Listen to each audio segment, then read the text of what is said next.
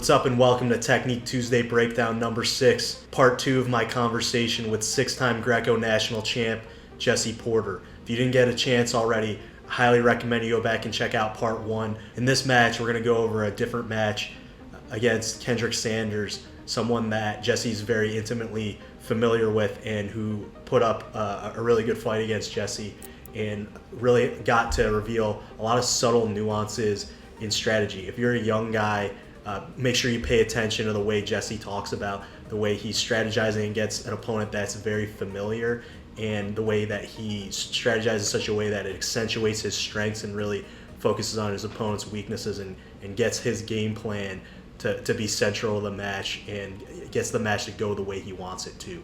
All right, so let's get into part 2 with 6-time national champion Jesse Porter.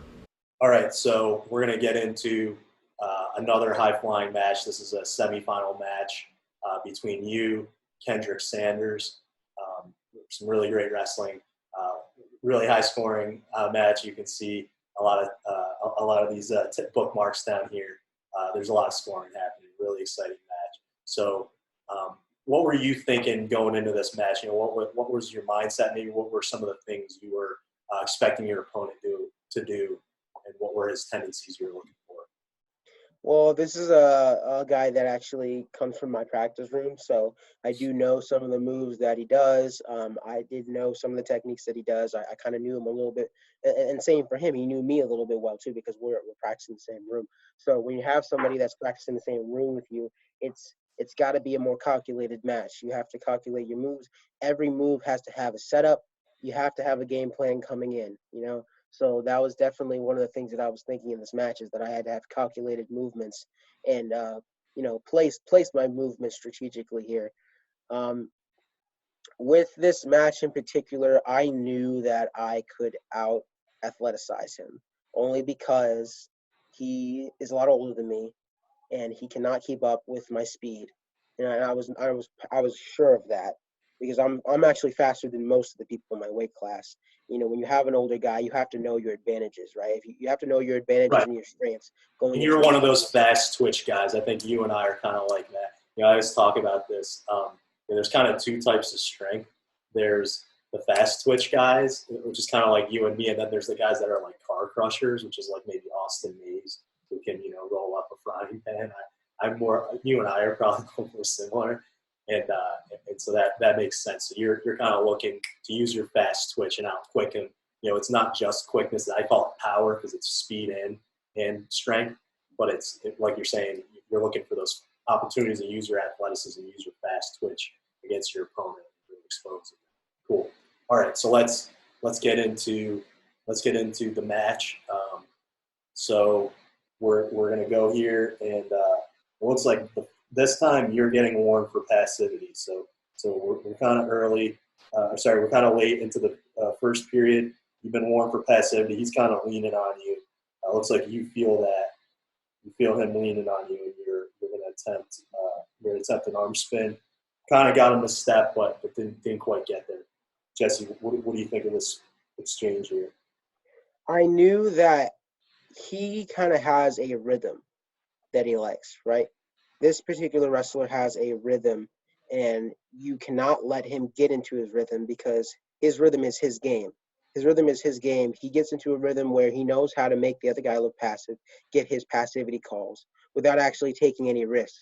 And then once he gets his passivity calls, he'll just sit, right? He'll take any opportunities that are open, but he doesn't have to, right?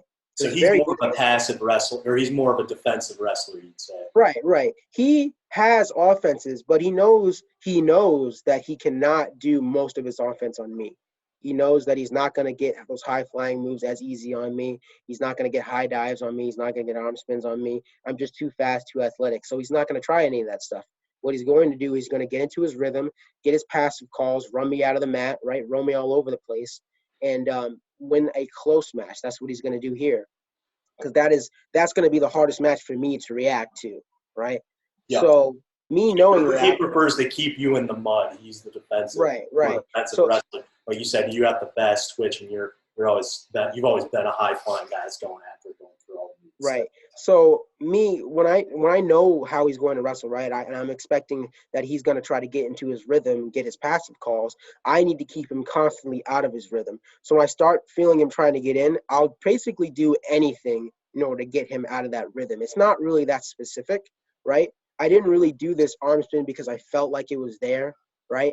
All I'm trying to do is make sure that I keep him out of his comfortable zone, right? You're Keep trying him. to create chaos. You're trying to create entropy to throw him off his game plan of Mhm, keeping you in the mud, keeping it a low scoring, orderly exactly. match. That's good stuff. Cool, man. So sorry, Jesse, you're down by 2. Like you said, your strategy is just create some entropy. Don't let them just stick you in the mud.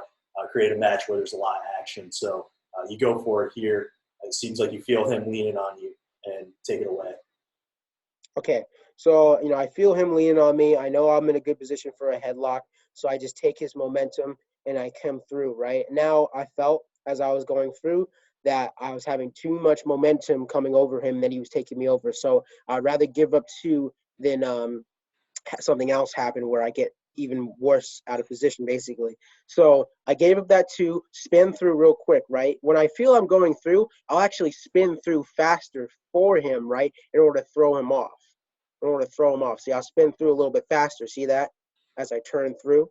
And then I'm actually able to defend a little bit better coming back the other way. Then I felt like he was a little bit overzealous after that because he had just gotten headlocked. So he was getting greedy, right? So he got a little greedier here, trying to get into position for a gut wrench that he tried to take a gut wrench that was not in position for at all, right? And that's where I knew I was going to capitalize. He And didn't that's get exactly. any forward momentum on you. You kind of want to be like a screwdriver. He was just going under, and you just stepped over him. So that was me capitalizing on his mistake. Right, for sure, for sure. But you kind of like you said, you took him out of his game. He's like you said, he got overzealous. Kind of like you said, that's almost like a mentality thing. You kind of outmatched him mentally there by taking him out of his game plan and making him kind of panic there. You're up 6-4, like you said, trying to keep it going, trying to keep the high offensive mentality going, even though you're up. And you go for another arm spin, not Right? good. Like I said, exact same thing. Feeling his rhythm, creating entropy. Feeling his rhythm, creating entropy, and boom, you feel him leaning, and so you're going for it. Right. Like I said, it's a very arbitrary movement, right? If the arms throw is there, yes, I'll try to get it. But this is mostly about getting him out of his rhythm. This is mostly what I'm trying to do here is just getting him out of his rhythm, moving him around. Um, try not to get stuck in that rhythm where he knows he can push in and try to make me look past and kind of walk me around and get those passive calls. And it is working. Now here's this thing. I gave up 2, but I was okay with that. I was okay with that because I know that he's actually more dangerous in his rhythm than he is up on points. I know I'm confident that if I get down on points, I can score. I can score as long as I'm continuously keeping him out of that rhythm. So I was not worried about giving up any points here. I knew that I could make that back. I think that the biggest priority was keeping him out of that rhythm. If he stays in his rhythm, he can be dangerous. So Yeah, and like you said, he's uh, his entire thing seems to be leaning on you hard and just kind of like you said, making you look passive. I mean, here he actually ends up getting a takedown because he's able to flank you there while you're kind of scrambling. He's pushing hard, uh, mhm, but but like you said, you're just looking to create entropy, and you know that you're going to win as long as you're able to keep forcing him to wrestle and forcing him to defend you. So he's leaning, and like you said, it's an arbitrary move. You're just looking for something to keep things moving. yep, Here you go. Try it yep, again. Not quite there, yep. but you're just firing off rounds, knowing that something will stick eventually if you keep going. So we'll get to. There's a lot of other meat in here, but the main theme here is that you're just firing off shots because one of these moves is gonna be a home run. You're just taking swings, taking the I shot. will say this though. One of the mistakes I did do is I went a little bit too far with the fakes of the on spins. I would have tried. I got too stuck in trying to try the same thing in order to knock the add entropy. There's a couple other ways that I could have added entropy with a couple other different motions. And a better way to do this would have been to, instead of doing arm spin, maybe hit a slide by every once in a while and trying to get, or snaps, right? Snaps. Always something that's going to be a scoring move. I'm never just moving just to move, right? Everything has to be a moving. I have to be moving with a purpose, right? I may not get anything, right? And it may look like I'm just moving him, but the purpose of that move was to actually get to a move that can score, right? So Sure. if I'm doing a slide by, I'm trying to score. I'm not just doing a slide by to create entropy. I am doing a slide by to create entropy, but I'm also doing a slide by to score. So it's kind of like a double it's a double meaning. Like, it's got two purposes. That makes sense, Jesse. So really, what you're saying is you're trying to you're trying to create entropy, and I'm you could trying to score. right. You're trying to score and create entropy, but there are lower risk ways for you to do that would have Mhm. got you position versus just firing off shots that ended up costing you some points. So Right, I exactly. think that's a good point, Jesse. So we're going to get to the crown jewel of the match.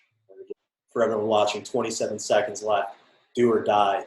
Semifinals, 10-6. What are you thinking, Jesse? All right, so this is capitalizing again off of a mistake that he had. What he should have done here is just keep getting in his rhythm, walking me around the mat, when instead he tried a headlock that he was out of position for, right? And I think the reason that he tried a headlock that he was out of position for is because I switched gears mid-match here. I actually let him stay in his rhythm for a while, right? And a lot of times it's kind of unorthodox the way you do it, right? You have one strategy, and then sometimes it can be really good to actually totally do the opposite in mid-match, right? Especially if you feel like they're starting to catch on to your strategy, right? Basically, I was trying to create randomness in the beginning of the match, and then towards the end of the match here, I did less of that, and I let him stay in his rhythm, which let him be more comfortable, and it allowed him to actually be more confident and feel like he can actually get moves, right?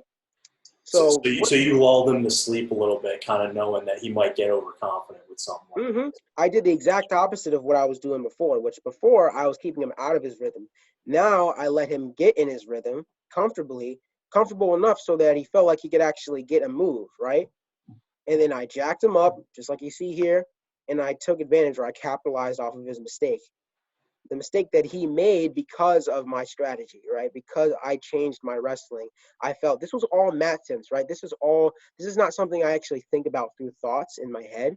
Right. This is something that I feel, It's right? pre-verbal. It's pre-verbal, yeah.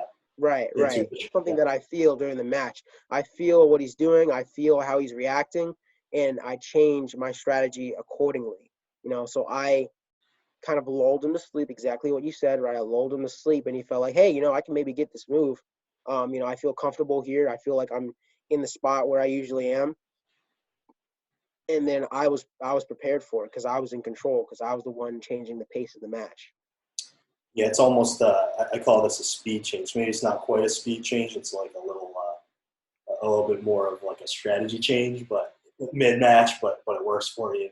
You catch him overconfident. He tries the headlock that what you say he's out of position for, and you're able to jack him up, hit him with your bread and butter to win another really close match and come through. You get the 4-1. You end up getting your hand raised after this. I think he challenged it, lost, and you end up going home with the win. All right, Jesse. So thanks for sitting down with us. So safe to say this is sort of like a preview of the types of sessions you would do in your private coaching sessions. Is that right? Absolutely.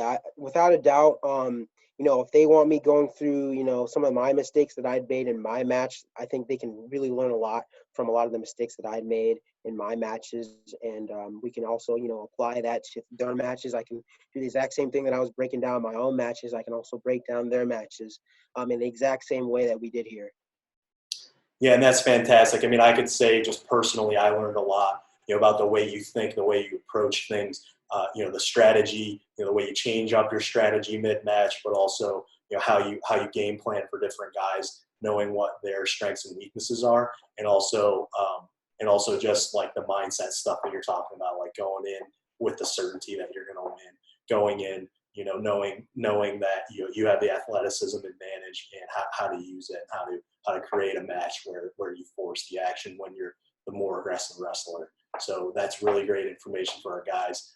So everybody, if you're looking to be a stud, really in any style, but especially in Greco, I highly recommend that you get in touch with Jesse, get on his private coaching sessions, start working out with Jesse, start getting inside his head, break down the film with Jesse, learn from his mistakes, join Jesse's private coaching group, and upload your film through the app and get exposure to the way Jesse thinks and have him break down your strengths and weaknesses. Anything to add, Jesse? Yeah, no, just thanks for having me, and I'm really excited to work with anybody else that is excited to work with me. Just the best way to reach me, like I said, is through my Instagram, jporter2015, right? At jporter2015. You can DM me there, comment on one of my videos. I'll answer you almost immediately. Fantastic, Jesse. Thanks for coming on. Always excited to have high level guys like you. Always excited to see your success. Having seen you literally grow up from a 96 pounder to where you are today, it's really impressive. Really proud of you. We're rooting for you, and we're excited that you're using the app to help enhance your training and your private coaching sessions. Thanks again, and have a great rest of your weekend. Yeah, you too.